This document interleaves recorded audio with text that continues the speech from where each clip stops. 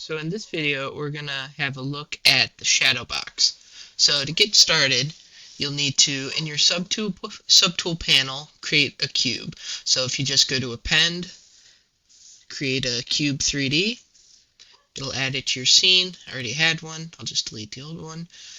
Add a cube to your scene, and then you're ready to get started. So to activate shadow box, we're gonna go down to Geometry, and then a couple above Dynamesh will have shadow box.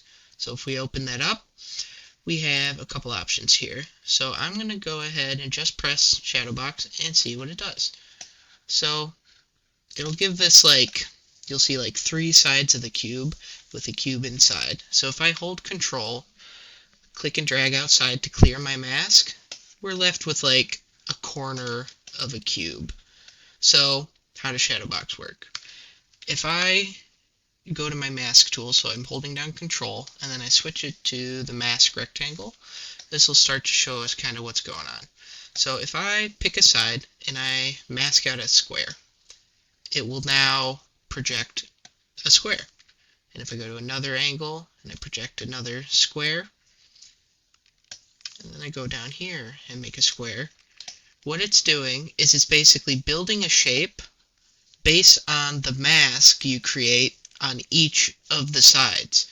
So if I now go to this side over here and I remove portion of the mask, now my shadow box will reflect that change.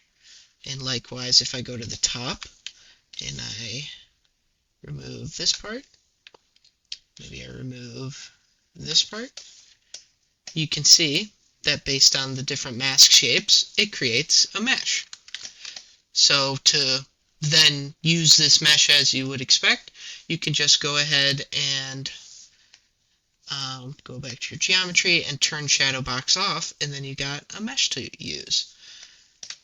So it's a little weird at first, but you know, the best way to kind of get used to it is just to play around with it. So you just go to the different angles and you just remove mask or add mask to change how the shape is.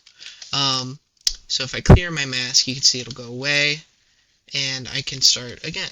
I can make a shape, go to another angle, make a shape, go to another angle, make a shape, make it inside maybe, make it a little smaller, remove, make a little hollow tube thing. Yeah, this is definitely a classic example of like just using it will start to help you understand how it's working. Now, right now you can see it's a little soft, so if I clear my mask again, I turn my shadow box off, and let's go ahead and just make a new cube. And you can have as many shadow boxes in your scene as you want. So append a cube, and I want to delete this one, okay? So I can keep making more cubes and having them be more shadow boxes. So if I go back to my geometry, and this time I'm going to up the resolution. So now when I make my shadow box and clear my mask, now when I make my mask, you know, it's projecting from something with more detail. So my mask will be, or my shapes will be sharper. Oops.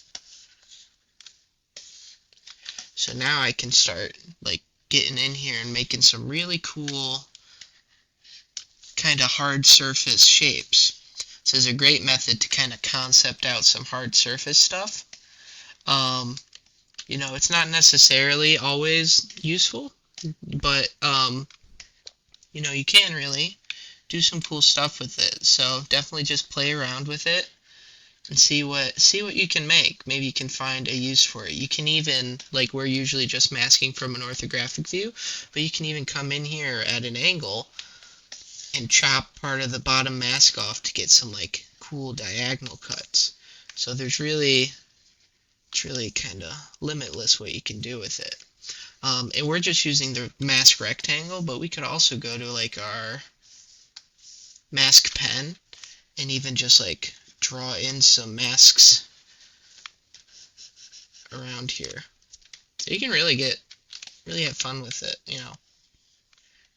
even weird shapes.